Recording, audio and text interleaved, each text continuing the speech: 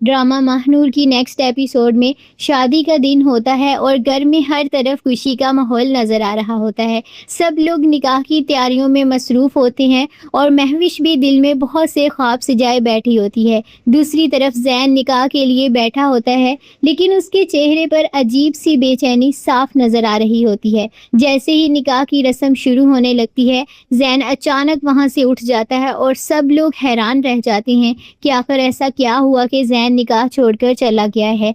महविश भी परेशान होकर इधर उधर जैन को ढूंढने लगती है और वो बार बार हर किसी से पूछती है, लेकिन किसी के पास कोई जवाब नहीं होता। इसी दौरान महविश वहां मौजूद सब लोगों को देखती है और खामोश रह जाती है। फिर महानूर अपने घर में बैठी रो रही होती है और वो अपनी माँ से कहती है कि जैन निकाह से उठकर अचानक कहीं चले गए हैं, जिस पर उसकी माँ हैरान हो जाती है और पूछती है कि आखिर वो किधर चला गया। तब महानूर कहती है कि महविश ने सबको यही कहा है कि जैन महानूर के पास गए हैं।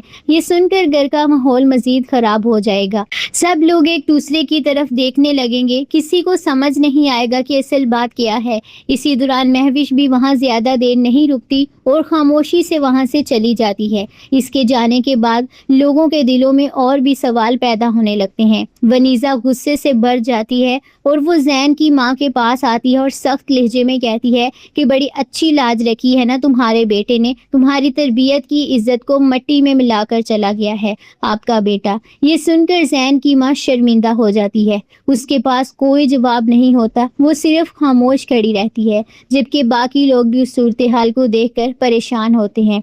रात का वक्त होता है और जैन अकेला समुद्र के किनारे बैठा होता है। उसके दिल में बहुत से तूफान चल रहे होते हैं। वो अपनी जिंदगी के फैसलों के बारे में सोच रहा होता है। तभी वहां महविश भी आ जाती है। जैन उसे देखता है और कुछ देर खामोश रहता है, फिर आहिस्ता से कहता है कि जान लिया कि सारा कसूर ही मोहब्बत का होता है।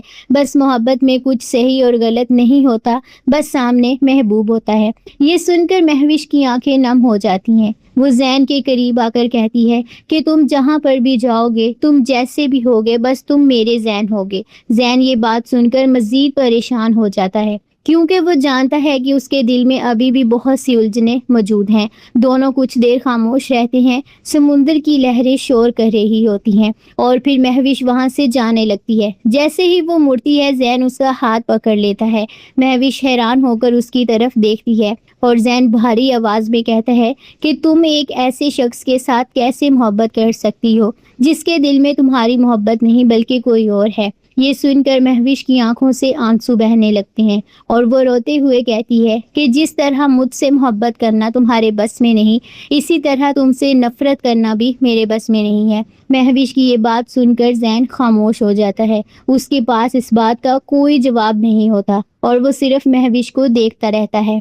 इसी दौरान अचानक दरवाजे पर दस्तक होती है। महानूर की माँ दरवाजा खोलने जाती है। जैसे ही दरवाजा खुलता है तो सामने दिलावर खड़ा होता है। दिलावर को देखकर महानूर की माँ हैरान रह जाती है। दूसरी तरफ दिलावर भी उसे देखकर चौंक जाता है। दोनों कुछ लम्हों तक एक दूसरे को देखते रह जाते हैं, जैसे माजी का कोई राज अचानक उनके सामने आ गया हो।